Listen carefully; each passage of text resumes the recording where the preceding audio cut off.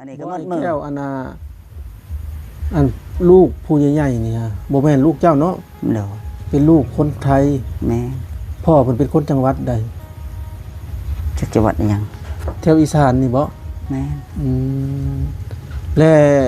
ลองเล่าให้ฟังในเรื่องราวเป็นจังได๋จังว่ามีลูกกับคนฝั่งนั้นทางเมียเจ้านะแล้วมากินเหล้านี่บ่ไผอันว่าผู้ชายคนนั้นนะก็กินคือกันนั่นแหละหมายถึงว่าเจ้าน่ะอยู่กับเมียเจ้าอยู่ดีๆไปสินี่บ่แม่นแล้วเรามาลิ้นนำคือแบบว่าเขามอนี่นั่นแหละคือมอล่าสุดมาลิ้นในเฮือนนี้แม่นเอาแหละแสดงว่าประวัติศาสตร์ซ้ำร้อยด้วยนี่เนาะโอ้แบบว่าเวลาเลิกงานแล้วก็ผู้ชายคนนั้นน่ะก็มากินเหล้ากับเจ้าโดยมากินหน้าห้องเจ้ากินหน้าบ้านแล้วเมียเจ้าก็อยู่ในหันก็โยนในหันอยู่นำกันกับเจ้าหั่นแหละเนาะแม่นแล้วบัดนี้ก็คุยกันแบบแม่นก็คือมอแล้วนี่นั่นแหละคือผู้ชายคนเอาเมียจะไปล่าสุดนี้แม่นแสดงว่าประวัติศาสตร์ซ้ำร้อยประวัติศาสตร์ซ้ำร้อยแหละบัดนี้แล้วดินี่ขดอกเฮาก็ครบแล้วจ่ายก็มาเฮือนแล้วเนาะแต่ว่าช่วงนั้นบ่เสียใจปานใดแม่นเสียใจช่วงนี้แฮงที่สุดก็คือได้ลูกนั่นแหละแน่ไปเทมให้คอยเจ้านี้เนาะแต่ก่อนน่ะมีลูกคนเดียวเนาะแต่ตอนเราไปนั่นยังบ่อันตอนที่อันนั้นว่ามีคนไทยมาลิ้นเมียเจ้านะยังบ่มียังบ่มีแบบค่ายมาเที่ยวมากินเหล้ากันซื่อท่านมีก็มีก่อนสินี้จากผู้นั้นไปแน่ให้เจ้ารับผิดชอบเองก็คือผู้นี้เนาะพี่น้องลูกเพิ่นนี่ผู้นี้เนาะชื่อหยังก็รสชาติชื่อมันตัวจริงรสชาติชื่อนามใบแจ้งเกิดนะแม่นนามสกุลบ่ฮู้นามสกุลคือจักได้แม่เขาใส่ได้ยินอยู่เขาใส่แต่ว่าช่วงนั้นพ่อเขาก็มารับพ้องเอาเฉพาะพ่อคนฝั่งไทยนะแม่นก็รับเซ็นอยู่แสดงว่าผู้นี้เป็นคนไทยเนาะโดยหลังจากคลอดออกมาแล้วหมายถึงว่าคอยก็บ่อยากอยู่นะคิดว่าบัดนี้มันเฮ็ดงานบ่ได้ลุงหน่อยอยู่ในหันเนาะเอาอยู่โรงงานเก่าบ่ขอยอยากฮู้ว่าผู้ชายคนนั้นเที่ยวมาเรื่อยบ่ก็บ่แล้วเที่ยวมาดำเดือนแบบณช่วงโควิดนั่นเด้ตะวิดตะบ่อน่ะก็เข้าก็เมื่อบ้านเนาะเข้าเจ้าของเพิ่นอยู่กรุงเทพสิเอาหยังกินบ่ได้เฮ็ดงานผัดพอนั่นก็ลิ้นอีกนี่กินอีกให้บ่มีเงินให้เมียเนี่ยพอได้ลูกแล้วค่อยนี้จากโรงงานเก่าตอนนั้นเนาะจากโรงงานสกีนะแสดงว่าเราน่ะวันนี้ลูกกันน้อยเอาจะเฮ็ดงานอะไรพระเจ้ายังบ่แข็งให้อีกแม่นบ่แสดงว่าเจ้าทำหน้าที่เป็นพ่อลูกแม่นแต่เราหลังจากเกิดลูกเราก็บ่ได้มาหาเยี่ยมยามลูกเลยบ่เท่านะคนอันนั้นน่ะก็มาจักอันนั้นถือว่าเขามาเอาแล้วเจ้าบ่ได้เครื่องแล้วบ่สิเหตุการณ์เกิดแบบนี้ก่อนบ่ได้ให้บ่ได้ตีกันบ่เลยปว่าจะสิมีผู้ชายจะกี่คนทีผิดมาก็มาตึกข่อยกับตอนเอาก็ค่อยบ่ได้คิดอีหยังเลยเพราะว่าสิมีผู้ชายจะกี่คนที่ผู้ชายก็มาลิ้นมานอนเอาใดอันนี้ก็ค่อยบ่ได้คิดอีหยังก็คือว่าง่ายๆคือตอนแรกๆมันก็มิดในแรกๆได้เดือนหนึ่งติดคอยบ่ได้เลยผู้ชายคนนั้นว่าก็เห็นคู่กันแล้วล่ะคอยกินเหล้าแล้วมาเมาคอยบารวาสหันห้องเขาพูดก็เคยมีเรื่องกันแล้วก็คอยตีจนเห็นบ่ถ้าเมียคอยจนเลือดเขานั่นนี่เต็มหมดจะตีเพิ่นเหตุผลเพราะก็เพราะวันนี้แล้วเนี่ยเพราะเรื่องราวที่แบบคอยฮอดเดือนแล้ววิทย์เดือนหนึ่งคอยก็เศร้าพี่เขามาลินเฮือนห้องคอยก็ไม่ได้ว่านั่นคือแบบคนเก่าอีกบ่มีอาฆาตกันเลยแม่นขึ้นแล้วเลยเคยได้เฮ็ดเขาแล้วจนสะใจตีหันเมียพุ่นละคอยไล่แทบซอยนั่นโว้ยสมัวสวายก็แสดงเจ้านี่เป็นผู้ชายอาวังเพราะว่าจักสิมีจักกี่คนที่สิรับได้เรื่องราวสิเนาะแม่นหันเคยเห็นจังหน่อยเคยเฮ็ดไอ้หันถ้าก้อยเห็นก็บ่เป็นหยัง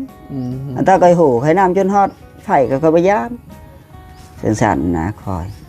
ก็คือว่าง่ายๆก็แบบนี้นะพี่น้องก็คือผู้ชายคนนั้นก็เป็นคนฝั่งไทยเนาะคนอีสานเฮานี่แหละมาแล้วก็มากินเหล้าผิดเฮาแล้วเฮาสิย่านหยังไทยบ่ไทยก็สิเกี่ยวหยังล่ะมาอันนั้นมากินเหล้านำไอ้แก้วแล้วทีนี้มากินเหล้าแล้วก็ไอ้แก้วนี่ก็คือ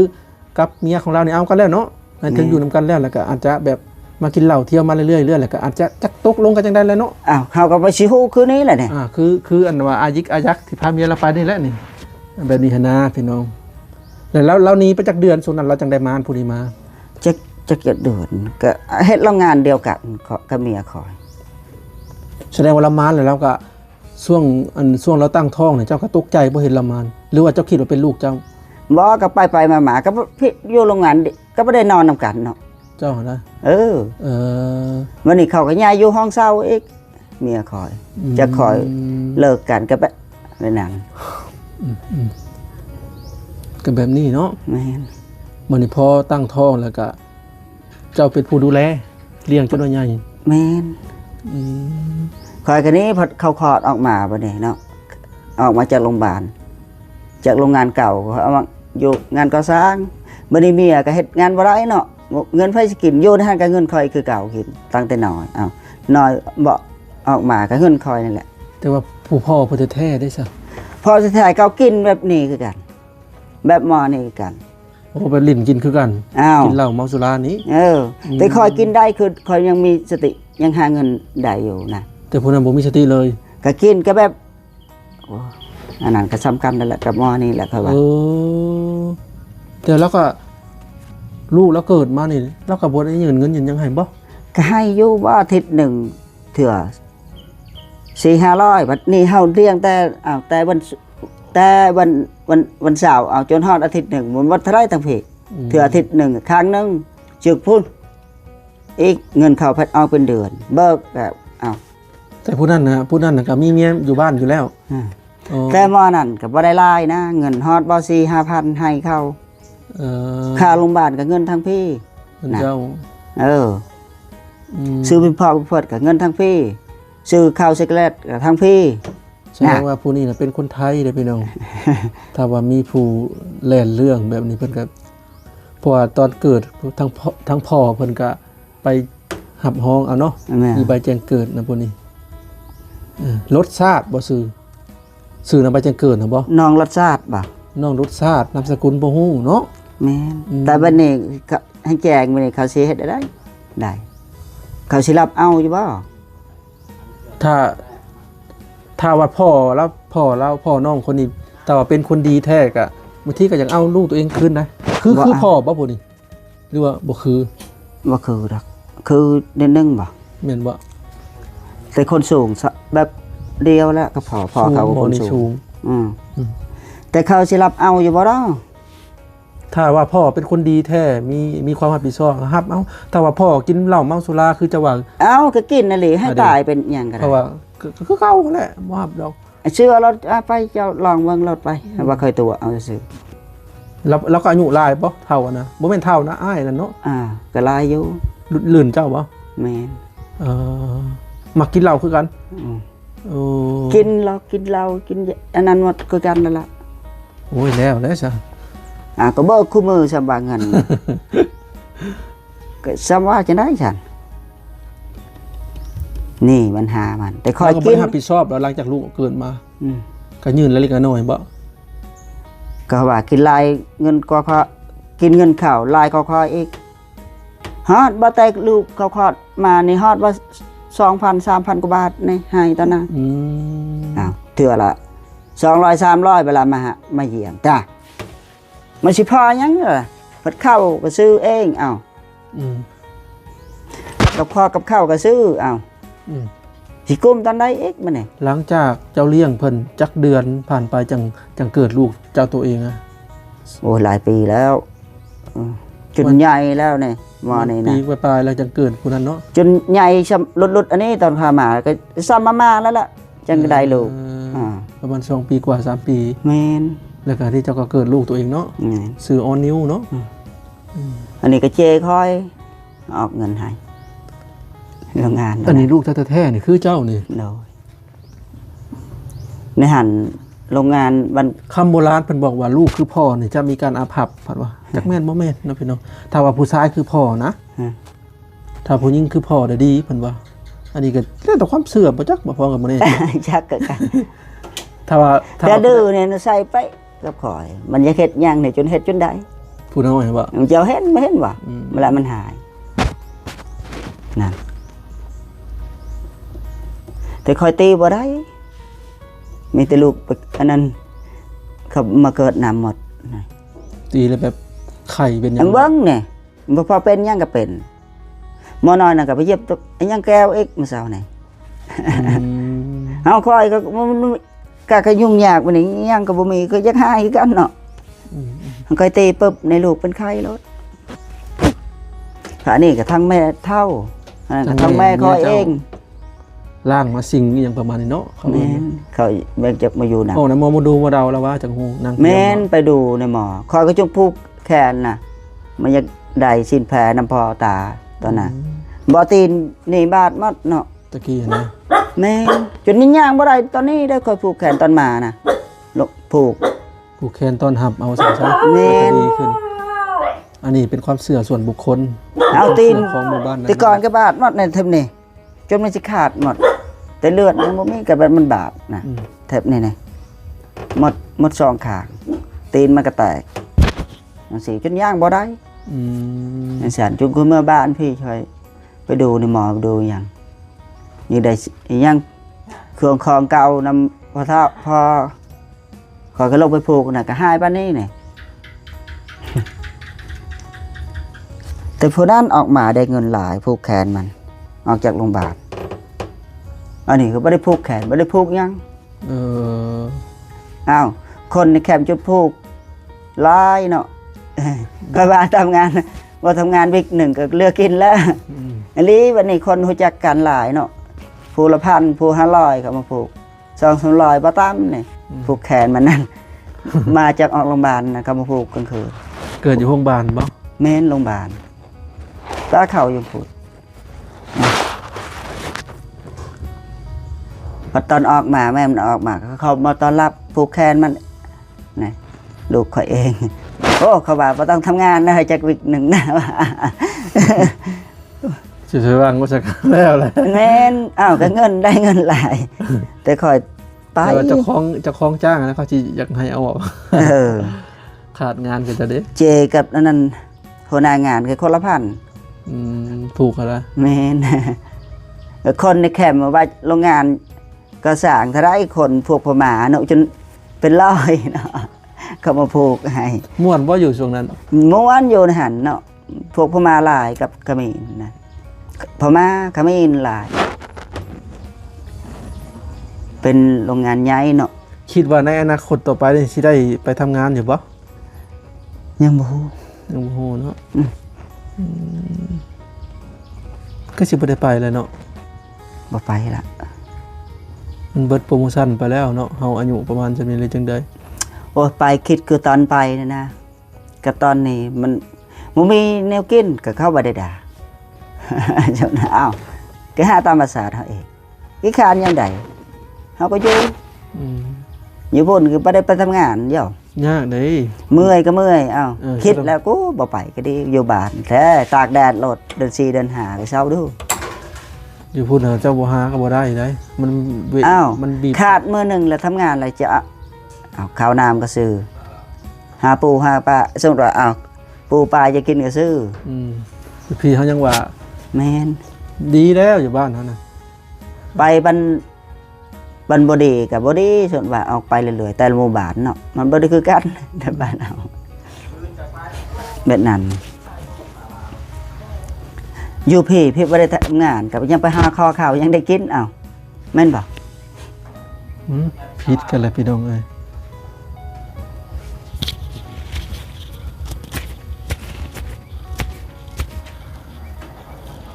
มาว่าทันสิได้พิดกันแล้วบ่ สุดบายอยู่พี่เฮาสุดบายบ่มีข้าวกินแต่แท้ไปหาขอยังได้กิน อยู่พุ่นจะไปพอน้ำไผอ้าวอยู่พี่บ่แม่นญาติพี่น้องเฮาก็ไปขอแถวหมู่บ้านยังได้กิน อืมได้กินเห็นบ่เขาว่าอยู่ไสก็อยู่บ้าน บ่แพ้อยู่บ้านคือเก่า อืม ขอยเมื่อคิดตอนได้ลูกอู้ให้อยากมาไวๆเงินมันบ่เพียงพอ ยังว่าอยู่บ้านเฮาหากิน แต่ได้เงินนี่ตอนไปถึกคุกนั่นแหละขอยหมดลอย ค คือบางคนไปมาแล้วบ่ได้ศึกษาความรู้อีหยัง แม่ก็อยู่ได้แต่ค่ารถข่อยกับเมื่อ คือบางคนอยาก คนอยากไปก็เอาเงินพ่อแม่คือเก่า ภาคแรงงานที่ไปขายแรงงานอยู่ฝั่งนั้นนะพี่น้องให้ไปหาศึกษาข้อมูลไปหาความรู้มาแล้วมาต่อยอดเฮ็ดอาชีพอยู่บ้านเฮาเนาะจะบ่ได้เฮามีอาชีพแล้วมัน สมัยเฮ็ดงานก็สร้างอยากจะเป็นข่อยว่านี่เฮ็ดเฮือนเฮ็ดศาลบ่เฮาก็หาลูกน้องเฮาเป็นเฒ่าแก่สุดว่า ได้เบิด เอ้า เป็นแหละอยากให้มีการต่อยอดบางคนไปซื่อๆกลับมากับบ่มีหยังแนวเฮ็ดนะมันเสียได้นั่นนี่นะ คันเฮาเป็นหนังสือแฮงไว้เป็นญี่ปุ่นเนาะญี่ปุ่นมันค่อยอยู่นั่นโอ้ยบ่ได้ฮู้หมดนี่บอกแบบอ่านออกหมดแฮงเป็นหัวหน้าสบายขับติดรถไปส่งลูกน้อง มีแต่สั่งบอกในเฮ็ดนั้นนี่เงินเดือนก็ได้แพงอีกเอ้าเดือนละ 20,000 ผู้อ่านบ่เป็นก็ออกแต่แฮงกันได้หลายเนาะ คอยก็แฮงเป็นเฮาก็เบิ่งคอยก็ความจำนั่นแหละ คนที่อ่านหนังสือเป็นมันสิง่ายกว่าได้ แม่นแต่คนบ่เป็นแต่ใส่คมสมองเอาคมตาเบิ่งเอาซื่อๆเอาเฮ็ดนี่เขาแบ่งให้เนาะพูดไผพูดมันงานแน่เหลือเฮ็ดแบบเซาบ่นี่พูดไผพูดมันบ่ได้เฮ็ดเป็นเขาก็แบ่งให้ไปทั้งพุ่นมันเท่าแก่คอยอยู่ขี้ม้วนคอยอยู่พุ่นบนโรงงานคอยตอนเขาจับเคยคิดคอยบอกออกมาที่ฝุ่นเมื่อลูกสาวลงมานะเกิดเหลืองบอกก็ดีแล้วนะเพิ่นเวลาก็สั้นหนึ่งก็เห็ดให้ซ้ำนี้เลยเทพวกสาวยังบอกเขาแบบที่คนที่เขาเอามานี่เทยำใดแล้วยำนั้นปูนเทปูนจากเศร้าจอเขาอยากใดเทแล้วก็เลิกเอาก็ให้ก็ตอนเช้าสิออกไปเหตุงานก็เข้าประชุมกันเนาะ แต่แผนกงานเหตุงานมันสิรวมหมดนะฮะมันหลายอย่างหลายแนวเหตุก็รับตึกรับอีหยังเนาะเตือสถานีรถไฟน่ะผู้ผูกเหล็กก็มีผู้เฮ็ดอีหยังเสื่อมเหล็กเสื่อมอีหยังก็มีครบน่ะผู้ดัดเหล็กไผสิซุ่มเฮ็ดในวงเดียวเนาะ มันก็เหยียดติดกันเนาะเนาะก็ประมาณนี้นะพี่น้องสำหรับเรื่องราวทางไอ้แก้วเนาะเรื่องราวที่อยู่ฝั่งนั่นเนาะแล้วก็เหตุการณ์กับครอบครัวเพิ่นนะพี่น้องแล้วก็ลูกเพิ่นเนาะก็คือเพิ่นเล่าในต้นคลิปเลยเนาะกับบริเวณลูกเพิ่นนะพี่น้องเป็นลูกของคนฝั่งไทยเนาะที่เมียเพิ่นนี่แหละคล้ายๆประวัติศาสตร์ซ้ำรอยแม่นนี่เมียก็คล้ายๆแบบหนีไปนำกันช่วงนั้นกันเนาะแม่นั่นก็ยังบ่ได้เข้าฮิตจนว่าก็ยังบ่ได้เมื่อบ้านแค่ก็จำออกไว้นี่ละจังซี่ก็เลยไปนำกันแบบนี้แหละไปพอไปนำกันประมาณอยู่หลายเดือนเลยเป็นปีแล้วก็พอดีท้องมาเนาะพระแก้วก็หับเลี้ยงหับยังซี่นะพี่น้องแล้วที่นี่เลยประวัติศาสตร์ซ้ำร้อยอีกนี่ก็คือนี่แหละผู้ที่ไปกับเมียเพิ่นอีกนี่เนาะแต่ขอย่านแต่ตั้งท้องมาอีกจักสิว่าได้อีกนี่คอยบ่เอานึงบ่ได้เจ้าบ่เอาเลยเจ็บแล้วจำบัดนี้เนาะแม่นบัดนี้คอยสิอันอยากได้เงินไปเลี้ยงลูกเจ็บแล้วจำเขาบอกว่าคือคนเจ็บแล้วจำมันนี่จำจนเท่าตายแล้วบัดนี้นั่นจังซี่ค่อยว่าก็บ่แน่ได้บางทีเพิ่นไปแบบนี้แหละแล้วบางทีเพิ่นบ่ได้ป้องกันนั่นนี่เนาะสมมุติว่าก็อาจจะท้องมันก็มีได้แต่ผู้ชายนำมันสิอยู่จักปีนี่มันเคยไปยามใดมันก็มายามนั้นผู้ชายกับประวัติก็บ่ค่อยดีปานใดก็เคยไปคือกันทะเลนี่ยังสิหลายปีนึงมันสิฮอดอยู่ได้บ่เนาะข้อประมาณนั้นแหละพวกคนเคยไปเนาะไปแล้วมันบ่เคยเฮ็ดงานแบบบ่ได้ทนนะอยู่ไทยก็บ่เกินปีนึงมันก็มาไปมาแสดงว่าผู้ชายคนนั้นที่เราไปนำกันแฮงนักกว่าเจ้าอีกก็ถามชาวบ้านนี่ตัวหลักเหล่มตอนนี้ก็ยังมีประวัติแหละก็นั่นแหละเอาคนผิดไปแล้วครับว่าเขาเอิ้นว่ายังก็ปุ๊บจระเข้ไปพ่อเสือบ่ปุ๊บเสือไปพ่อจระเข้ได้แห้งหนักกว่าเก่าแล้วมันนี่จระเข้มันงับอย่างเดียวเนาะแห้งหนักอีกนี่แห้งเจ้าไปสิอยู่ไสโชคว่าจะมาปีเนาะบ่เกินปีเบิ่งทรงแล้วเนาะแล้วนั่นนี่เนาะแต่ปีแต่คอยว่า คิดแบบนั้นก็สมัยแบ่งการลดลูก แบ่งคนละคนเลย ขับเอาเลยวันนี้บ่ไหวได้จะว่าสิออยเป็นปีมาอยู่น้ำคอยคือเก่าชื่ออยู่บ่คิดตอนไปละลูกได้สารเงินไผเขาสิกินกูมึง ส่วนหลายบางคนเขาอยากไปอะไรเขาบ่ได้คิดหน่อยแก้วเขาอยากถิ่มไปแล้วนะซึ่ง FC หลายคนก็ให้กำลังใจเจ้าเนาะเขาบอกว่าให้ไอ้แก้วตัดสินใจซะว่ะ ตัดสินใจ แบบว่าหมายถึงว่าตัดสินใจให้ทำใจอย่างประมาณนี้นะ ทำใจให้บ่มีลูกกับแม่แล้วล่ะ คอยให้มีเงินในกระเป๋าคอยก็ทำใจได้ครับ ตอนนี้ประเด็นนี่คือลูกเนาะ แม่ ที่จะอุกใจที่บ่มีเงินซื้อเขาก็นำอันนี้วะ แม่นั่นแหละ วันนี้คอยแห่งว่าคอยมีเงินนี่เขาสิลงไปหาอีกทางพ่อตาให้เขาขึ้นมาหาลูกสาวเองให้มาเล่งทั้งพี่ มาเร่งแบบว่าเร่งคนคว้าหาตัวเรา ผัดน้องนุ่งก็ยุพี่เลยก็ไปถิ่มน่ะปัญหาผัดคือเมื่อวานนี่ก็มีความจริงว่าเขาให้เงินเอกไป ความจริงปรากฏมาอีกแล้ว อ้าว แสดงว่าความจริงนี่เริ่มจะเปิดเผยเรื่อยๆเรื่อยๆเนาะ อ้าวแต่ละคนเนี่ยคือเมื่อวานนี่เห็นว่าเขาเห็นหมดเงินเท่านั้นเท่านี้ให้ไปน่ะมันครบมาแล้วสิซ้ำได้จ้ะ แสดงว่าเจ้าเขามีเงินเติมน้ำมันเจ้าสิลงไปหาพ่อตาอีกลงไปหาในเหตุผลเพราะอยากให้บีบทางลูกสาวให้เขาขึ้นมาคุยเองมันนี่ของเขาไว้ให้นางตามเบิ้งให้บ่ได้จากเดือนก็ลงมาหาอีกเดี๋ยวจะขึ้นไปเองนี่แต่จังได้แล้วก็บ่ยอมลงมันนี่ติมันยากเนาะหมายถึงว่าเมียจะบ่ยอมมาคุยนี่นะแกนั่นแหละนี่ตัวประเด็นนี่เนาะตอนไปบัดนี้ไผหางอกให้งานนะเขาติดต่อรถนี่นั่นฝัดเงินนี่เด้นี่ทางพี่ก็ให้3 ล้านว่ะตะวิดเขาให้2 ล้านว่าอยากได้3 ล้านนี่คุมเอาอยู่มือไปนะชินีให้ได้แน่เอาเนาะโอ้โหหมดคนที่เห็นละคนในบ้านอีกมีคนมาให้หลักฐานกับคนในบ้านอีกเห็นหมดทุกสิ่งทุกอย่างเขาเห็นหมดหมู่เดียวกันบ่มาให้กับคนในบ้านนี่แล้วนี่เขาเฮ็ดจังได้ตอนนี้เราบ่มาจักสิว่าได้เลยเนาะ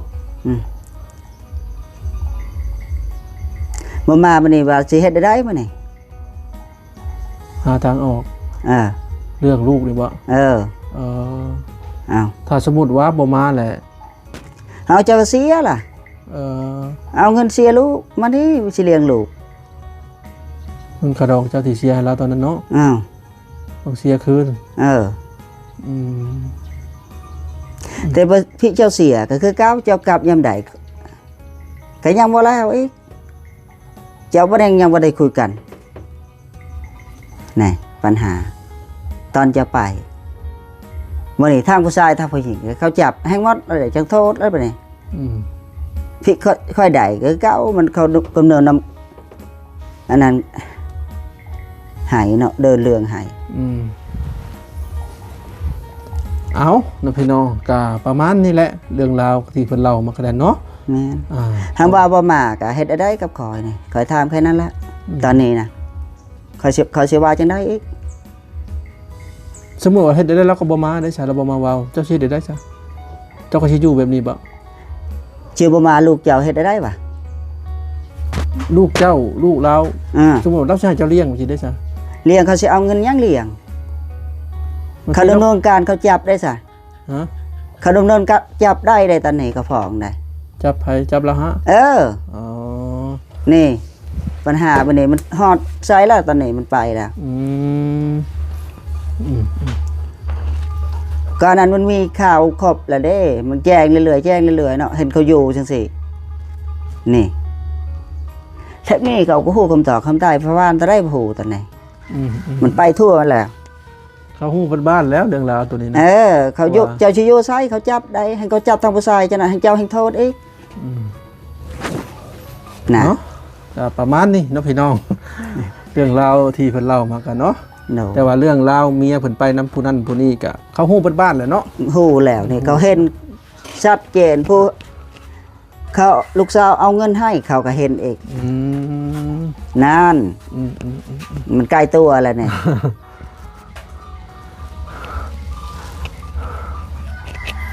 เอ้าก็มีแต่ว่าเจ้าก็รอคอยแต่เพิ่นมาเว้าเนาะ อืม ช่วงอันที่ความฝันยังไงความฝัน